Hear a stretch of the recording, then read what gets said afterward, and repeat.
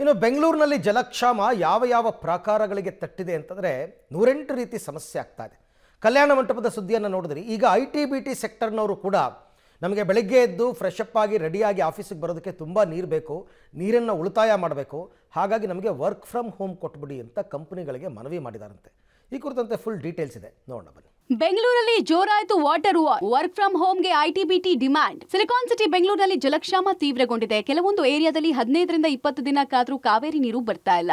ಮತ್ತೊಂದು ಕಡೆ ಬೋರ್ವೆಲ್ಗಳು ಬತ್ತಿ ಹೋಗಿದೆ. ಹೀಗಾಗಿ ನೀರನ್ನ ಉಳಿಸುವ ನಿಟ್ಟಿನಲ್ಲಿ ಜನಸಾಮಾನ್ಯರಿಗೆ ಆಗ್ತಾ ಇರುವ ತೊಂದರೆಯನ್ನ ತಪ್ಪಿಸೋಕೆ IT BT ವಲಯದ ಉದ್ಯೋಗಿಗಳು ವರ್ಕ್ ಫ್ರಮ್ ಹೋಮ್ಗೆ ಡಿಮ್ಯಾಂಡ್ ಇಟ್ಟಿದ್ದಾರೆ. ಕೆಲವರು ಸಿಎಂ ಸಿದ್ದರಾಮಯ್ಯಗೆ ಸಾಮಾಜಿಕ ಜಾಲತಾಣಗಳ ಮೂಲಕ ಮನವಿ ಮಾಡಿದ್ದಾರೆ. ನೀರಿನ ಸಮಸ್ಯೆ ಮುಗಿಯೋವರೆಗೂ ಅಂದ್ರೆ ಮಳೆಗಾಲ ಆರಂಭ ಆಗೋ ತನಕ ವರ್ಕ್ ಫ್ರಮ್ ಹೋಮ್ ನೀಡಬೇಕು ಅಂತ ಒತ್ತಾಯಿಸಿದ್ದಾರೆ. ಬೆಂಗಳೂರಿನಲ್ಲಿ 67,000 IT BT ಕಂಪನಿಗಳಿದ್ದು 15 ಲಕ್ಷ ಉದ್ಯೋಗಿಗಳು ಕಾರ್ಯನಿರ್ವಹಿಸ್ತಾ ಇದ್ದಾರೆ. ಇವರಿಗೆ ಬೇಸಿಗೆಯ 3 ತಿಂಗಳು ವರ್ಕ್ ಫ್ರಮ್ ಹೋಮ್ ನೀಡಿರೋದ್ರಿಂದ ಟೆಕ್ಕಿಗಳು ಹಾಗೂ ಅವರ ಕುಟುಂಬದವರು ಸೇರಿ ಸುಮಾರು 30 ಲಕ್ಷ ಜನರಿಗೆ ನೀರಿನ ಬಳಕೆ ಪ್ರಮಾಣದ ಭಾರವನ್ನ ತಪ್ಪಿಸಬಹುದು.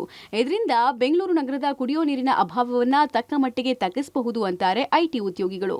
ಒಂದು ಕಂಪನಿಯಿಂದ ವರ್ಕ್ ಫ್ರಮ್ ಹೋಮ್ ಕೊಟ್ಟರೆ ಮಿನಿಮಮ್ ಅವ್ರದ್ದೊಂದು ಡಿಪೆಂಡೆನ್ಸಿ ಒಂದು 2-3 ಜನ ಇರ್ತಾರೆ. ಅವರು ಡಿವಿಯೇಷನ್ ತೊಗೊಳ್ಳೋದ್ರಿಂದ ಪಾಪ್ಯುಲೇಷನ್, ಫಾರ್ ಎಕ್ಸಾಂಪಲ್ ಇವಾಗ ಎಲ್ಲರೂ 100% ವರ್ಕ್ ಫ್ರಮ್ ಆಫೀಸ್ ಇಲ್ಲ. ಇವಾಗ ಹಾರ್ಡ್ಲಿ ಒಂದು 50% ಮಾತ್ರ ಕಂಪನಿಗಳು ವರ್ಕ್ ಫ್ರಮ್ ಹೋಮ್ ಇದ್ದಾವೆ, ರಿಮೋಟಲ್ಲೇ ಇದ್ದಾವೆ, ಅಥವಾ ವಾರದಲ್ಲಿ 2 ದಿನ 3 ದಿನ ಇದೆ.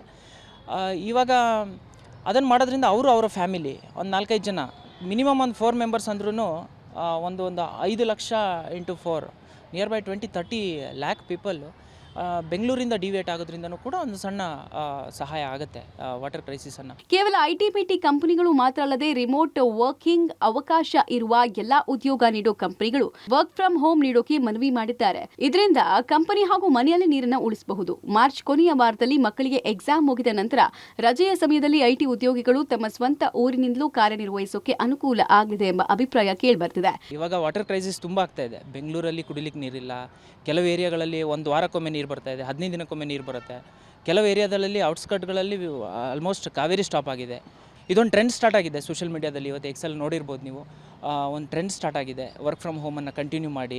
ಸೊ ಇದ್ರ ಮೂಲಕ ಒಂದು ಪೋರ್ಷನ್ ಆಫ್ ದ ಪಾಪ್ಯುಲೇಷನನ್ನು ಬೆಂಗಳೂರಿಂದ ಡಿವಿಯೇಷನ್ ಮಾಡ್ಬೋದು. ಅವರವರ ಸ್ವಂತ ಊರುಗಳಿಗೋ ಅಥವಾ ಅವರು ಎಲ್ಲಿರ್ತಾರೆ ಅವ್ರ ಊರುಗಳಿಗೆ ಡಿವಿಯೇಟ್ ಮಾಡೋದ್ರಿಂದ ಅಟ್ಲೀಸ್ಟ್ ವಾಟರ್ ಕ್ರೈಸಿಸ್ಗೆ ಒಂದು ಸ್ಮಾಲೆಸ್ಟ್ ಕಾಂಟ್ರಿಬ್ಯೂಷನ್ ಅಂತ ಹೇಳ್ಬೋದು ಅಷ್ಟೇ. ಒಟ್ಟಲ್ಲಿ ಕೋವಿಡ್ ಸಾಂಕ್ರಾಮಿಕ ಸಮಯದಲ್ಲಿ ಮಾಡಿದಂತೆಯೇ ನೀರಿನ ಬಿಕ್ಕಟ್ಟಿನ ಸಮಯದಲ್ಲೂ ವರ್ಕ್ ಫ್ರಮ್ ಹೋಮ್ ಆನ್ಲೈನ್ ತರಗತಿಗಳು ನಡೆಸಿದ್ರೆ ಸೂಕ್ತ ಅಂತ ಸಾಮಾಜಿಕ ಜಾಲತಾಣದಲ್ಲಿ ಅಭಿಯಾನ ಆರಂಭ ಆಗಿದೆ. Aruna public TV Bengaluru. ಇದು ಬೆಂಗಳೂರಿನಲ್ಲಿ ಜಲಕ್ಷಾಮದ ಎಫೆಕ್ಟ್ ಯಾವ ಸೆಕ್ಟರ್ಗೆ ತಟ್ಟಿದೆ ಅನ್ನೋದಕ್ಕೆ ಮಾಹಿತಿ.